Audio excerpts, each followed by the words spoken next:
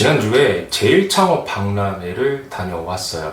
개인적으로 좋았던 것은 제가 궁금했었던 업종에 대한 이야기들을 많이 들을 수 있었다는 것이었는데요. 귀금속 판매, 애견 호텔, 그리고 무인 세탁방, 그렇게 관심 갔었던 브랜드들도 몇 개 보였어서 사실 오랜 시간 상담을 받았던 곳들도 많았습니다. 4시간 정도 박람회장에서 시간을 보냈는데 빠르게 지나가더라고요. 그만큼 저한테는 상당히 유익한 시간이지 않았나 싶었어요. 장사 경험이 많은 고수들은 창업 박람회를 가면 특별한 재미를 느끼지 못하는 경우가 많습니다. 사실 그럴 수밖에 없는 게 창업의 트렌드가 엄청나게 빠르게 움직이는 것은 아니고 이제까지 없었던 새로운 타입의 프랜차이즈가 갑자기 등장하지는 않거든요. 그래서 고수들이 창업 박람회를 가면 별다를 게 볼 것이 없다라는 이야기를 할 수밖에 없는 겁니다. 초보 창업자들도 창업 박람회라고 하면 어느 정도 부정적인 생각을 가지고 있는 분들이 있을 거예요. 사실 과거의 창업 박람회는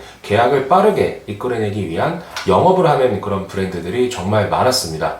예를 들면 이런 거죠. 가맹에 대한 가계약을 해야지만 추가적인 상담이 진행되고 상권 분석에 대한 이야기가 진행이 된다던가, 박람회 프로모션으로 저렴하게 시작할 수 있다는 이야기는 있는데 실제로 평상시의 프로모션과는 크게 다르지 않은 그런 부분들이 있었죠.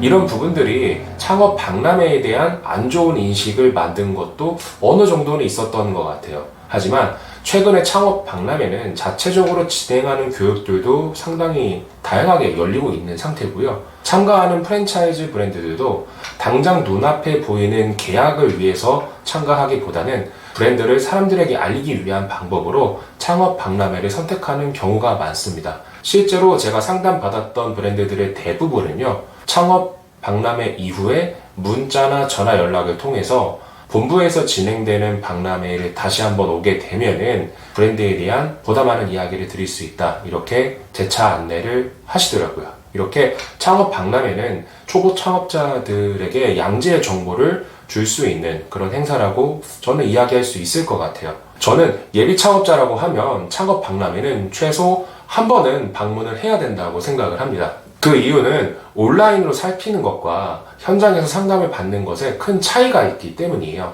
실제 상담을 진행하게 되면 길게는 50분 이상도 이야기를 나누게 되는데 내가 궁금한 점들을 다이렉트로 문의하고 답을 받을 수 있기 때문에 이보다 좋은 창업 트렌드 공부 방법은 저는 없다고 생각을 합니다.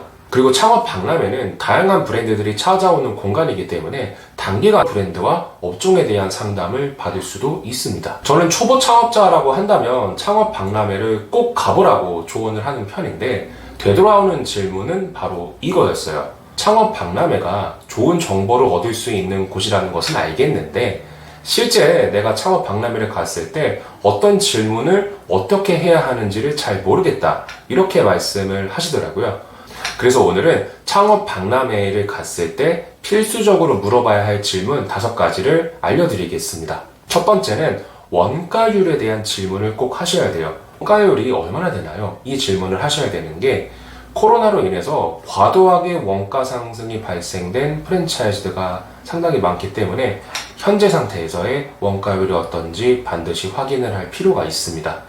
너무 낮은 원가율을 이야기하는 프랜차이즈는 사실 좋다라고 판단하기보다는 오히려 약간은 조심할 필요도 있어요. 이유는 제조 공장을 가지고 있다던가 아니면 대량 매입을 통해서 낮은 원가를 유지한다 등의 이런 특별한 이유 없이 우리는 원가가 낮아야만 이야기를 한다라고 하면은 프랜차이즈 담당자의 이야기만 듣지 마시고 그 브랜드를 실제로 운영하고 있는 점주들의 이야기를 한번 들어보는 것이 중요합니다. 다음은 2번째 질문 말씀드릴게요. 2번째 질문은 매출이 잘 나오는 곳 2곳 정도 알려주시면은 상담을 마치고 제가 현장을 가겠습니다. 매출이 얼마나 나오나요? 이 질문을 하는 것이 중요합니다. 매출이 잘 나오는 상권이 어디인지를 확인할 수 있고요. 그리고 매출이 높은 곳은 어느 정도 수준인지를 알게 되면 내가 앞으로 오픈할 매장의 예상 매출액을 가늠하는데 크게 도움이 될 수 있겠죠. 그래서 2곳 정도를 실제 파악을 한 후에 현장에 가서 이 브랜드, 이 매장이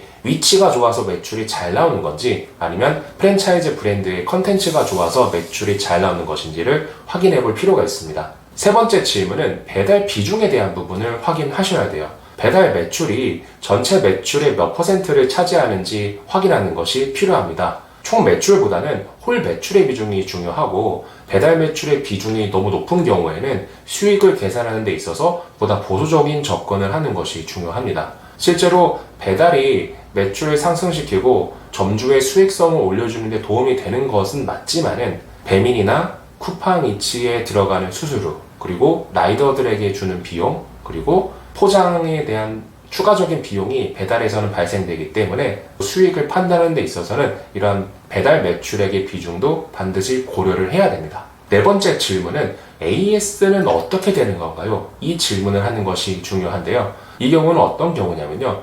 초밥기계, 김밥기계, 세탁기, 건조기, 아니면은 자동 카페 머신 등의 고가의 장비를 구매해야 되는 프랜차이즈의 경우에는 이후 AS가 어떻게 진행되는 것인지를 꼭 확인하셔야 됩니다. 실제 해외에서 제조된 기계를 사용하는 경우에는 AS가 제대로 진행되지 않아서 오픈 후 1년까지는 크게 문제가 없겠지만 2년, 3년, 5년 정도 지난 후에 과도한 수리비가 발생되는 경우가 있기 때문이에요.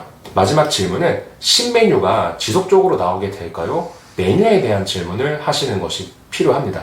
신메뉴를 낸다는 것은 프랜차이즈 본부의 활동성이 뛰어나다는 것을 의미합니다. 프랜차이즈의 경우에는 개별적으로 메뉴에 대한 추가나 변경을 할 수가 없기 때문에 프랜차이즈 본부가 어떤 계획을 가지고 브랜드를 운영해 나가는지 이런 신제품에 대한 계획을 통해서 엿보는 것도 필요합니다.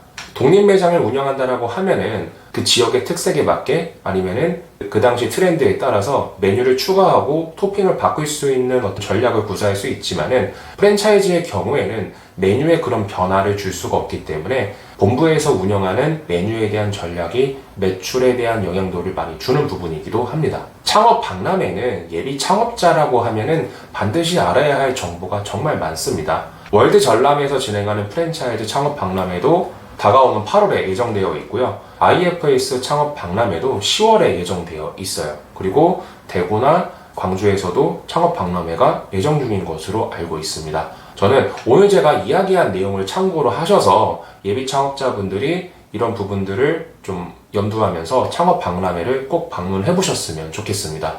저도 특별한 일이 생기지 않는다라고 하면은 창업 박람회는 꼭 방문할 예정이고요. 다음 영상은 카페 창업한 지 저도 이제 3년차가 넘어가게 되었는데요. 제 경험을 토대로 카페 창업의 현실에 대한 이야기를 한번 말씀드려보자 합니다. 시작이 다른 창업을 하고 싶다면 부자 창업 스쿨을 꼭 기억해 주세요. 그럼 다음에 또 인사드리겠습니다.